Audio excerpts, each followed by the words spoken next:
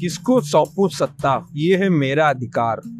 जनता बनाएगी इस बार वोट को हथियार। जो करेगा काम वही होगा वोट का असली हकदार।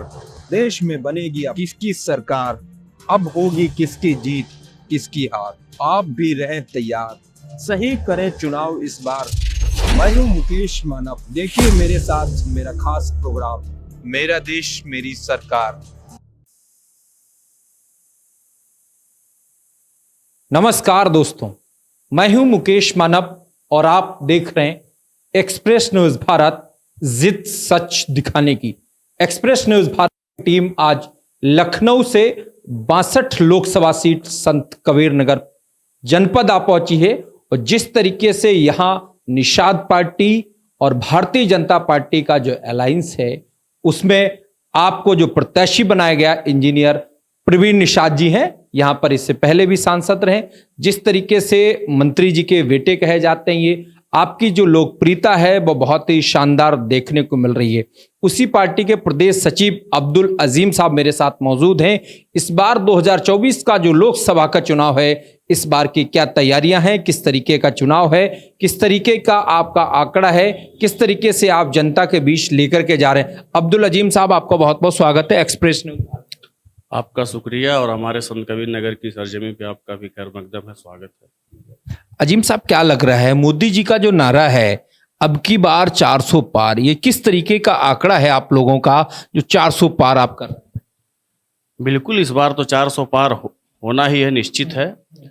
क्योंकि जो देश के माननीय प्रधानमंत्री जी ने काम किया है, चाहे गरीबों को फ्री में राशन देने की बात हो या किसान सम्मान निधि देने की बात हो या फिर चाहे आवास हो गरीबों को या फिर पेयजल योजना रही हो, तमाम ऐसी योजनाएं हैं जिससे गरीब जनता को उसका फ़ायदा मिला है और देश तरक्की किया है, खुशहाली है देश में। इस वजह से हमको लगता है इस बार हम लोग 400 पार होने जा रहे हैं। सर, आपने वादा किया था 2 करोड़ लोगों को नौकरी देने का। मोदी जी 10 साल आपकी सरकार हो गई, नहीं पूरा कर पाए। क्या लग रहा है जिस तरीके से युवा और नौजवान परेशान नजर आ रहे हैं? देखिए, युवा नौजवान कहीं से परेशान नहीं आ रहा है, ये तो सिर्फ समाजवादी पार्टी के लोग कह रहे हैं। आप देखेंगे देश के 95% युवा, जो हमें लगता है वो आज मोदी जी को वोट देने जा रहे हैं, उनको अपना नेता मानते हैं। उत्तर प्रदेश में योगी आदित्यनाथ की सरकार है। मंत्री जी निषाद साहब आपकी पार्टी में डॉक्टर साहब मंत्री हैं। जिस तरीके से आपका जो गठबंधन है, आपकी जो लोकप्रियता है, जिस तरीके से आप चुनाव लड़ रहे हैं, तो क्या लग रहा है इस बार जनता के बीच कौन से मुद्दे होंगे जो आप लेकर के जा रहे हैं? देखिए, जनता के बीच जो मुद्दे हैं, मुद्दे ये हैं कि जो काम अधूरे रह गए हैं, खासकर प्रदेश के या जिले के, उन अधूरे कामों को पूरा करवाना है। जैसे अभी इंजीनियर प्रवीण निषाद जी के इस कार्यकाल में हमारे ज़िले में आज तक बस अड्डा नहीं बन पाया था।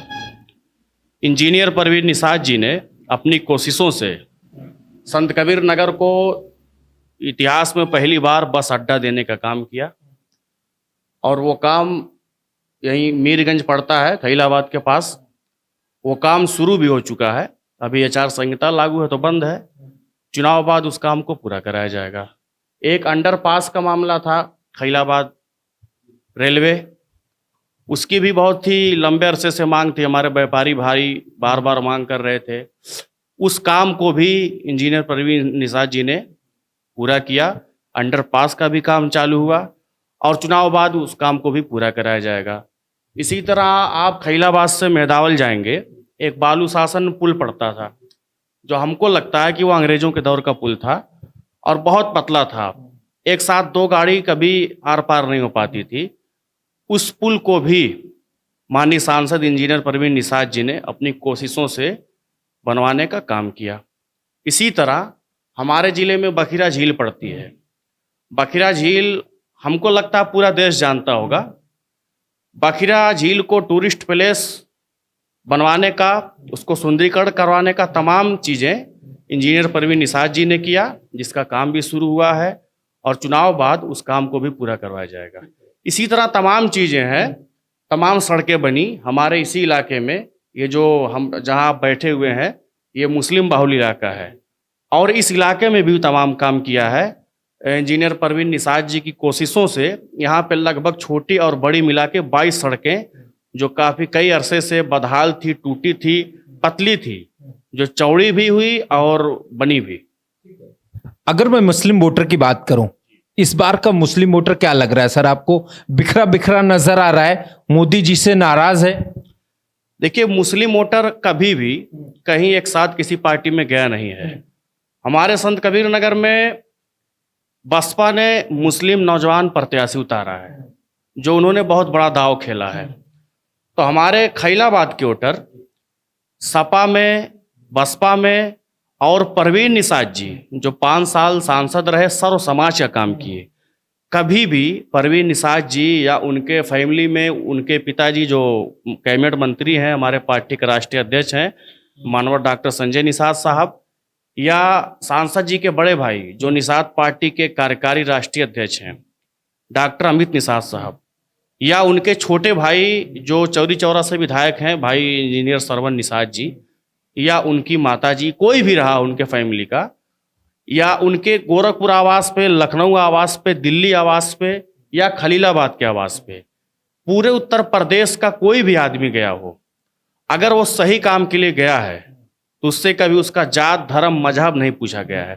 अगर वो सही काम के लिए गया है तो उसका काम हुआ है। इस वजह से हमारे जिले के, हमारे लोकसभा क्षेत्र संत कबीर नगर के मुस्लिम समाज के लोग अच्छी खासी तादाद में खुलकर इंजीनियर परवीन निषाद जी का समर्थन कर रहे हैं।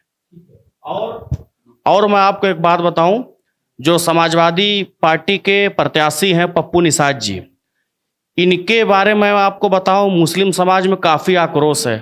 एक मुस्लिम समाज के विधायक थे, पहले मेदावल सीट खिसरा के नाम से थी, उस वक्त एक मोहम्मद ताबिस खां साहब एक विधायक थे और वो बसपा सरकार में विधायक थे, बसपा से विधायक थे। उसके बाद 2012 से 17 के बीच में जो वर्तमान सपा के प्रत्याशी हैं ये विधायक और मंत्री थे, और उसी ताबिस खां साहब ने अपने दम पे, अपने पैसे से, अपने धन बल से इनको जिताने का काम किया था।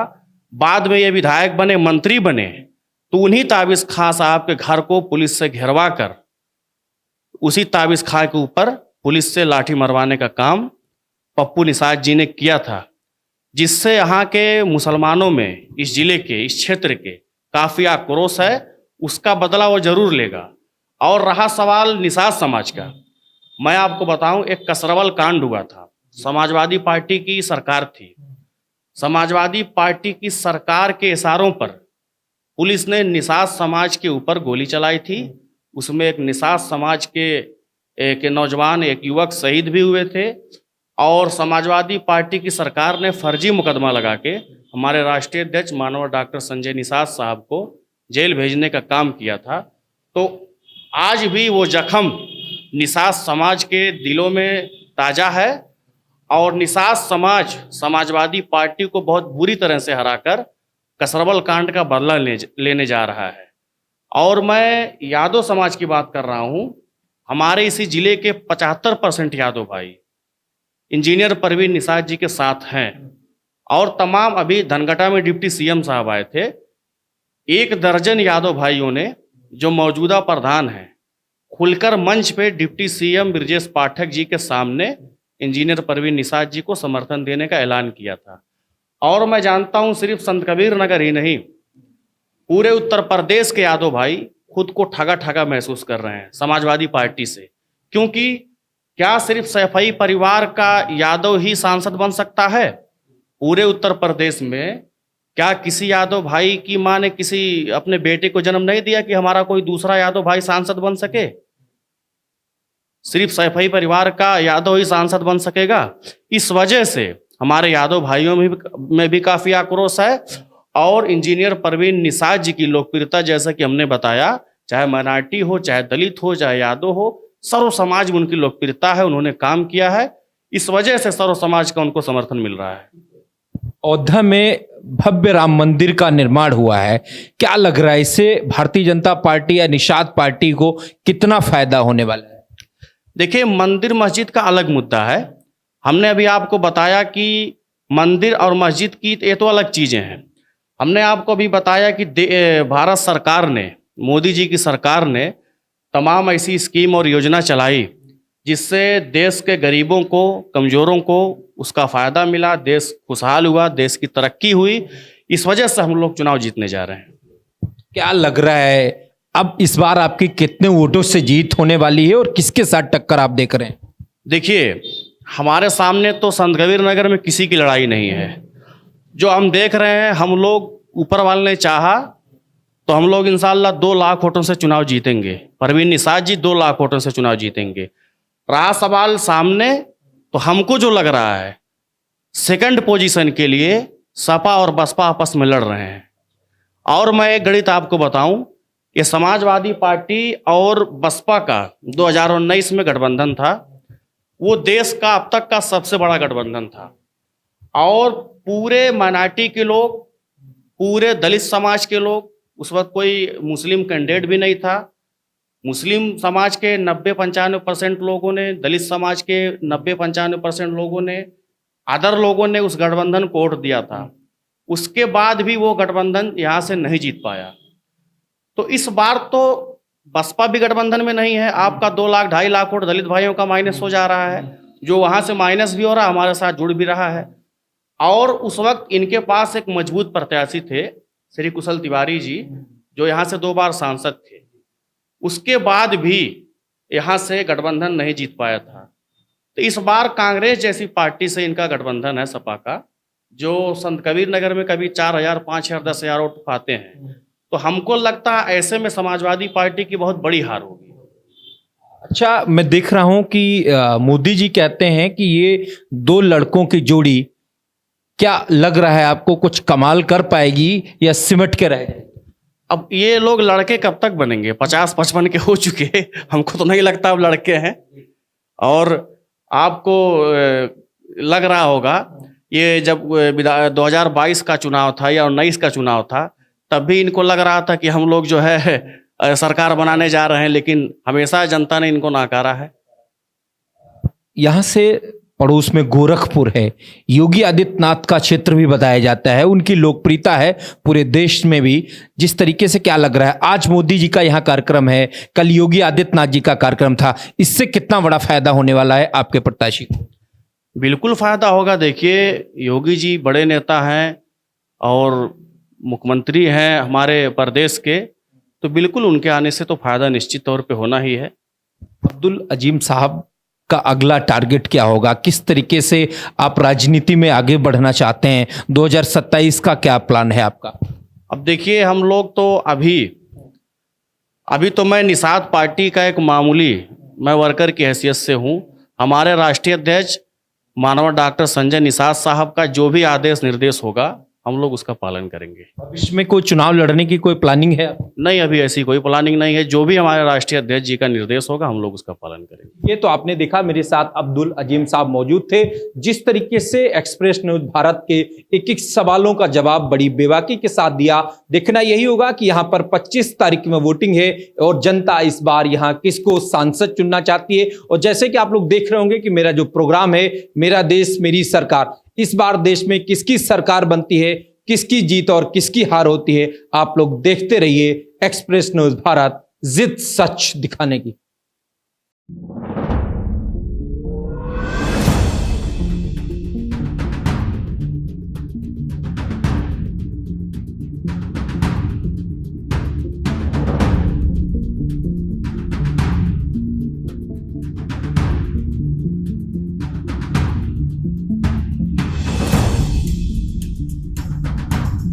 किसको सौंपूं सत्ता, ये है मेरा अधिकार। जनता बनाएगी इस बार वोट को हथियार। जो करेगा काम वही होगा वोट का असली हकदार। देश में बनेगी अब किसकी सरकार, अब होगी किसकी जीत किसकी हार। आप भी रहें तैयार, सही करें चुनाव इस बार। मैं हूँ मुकेश मानव, देखिए मेरे साथ मेरा खास प्रोग्राम, मेरा देश मेरी सरकार।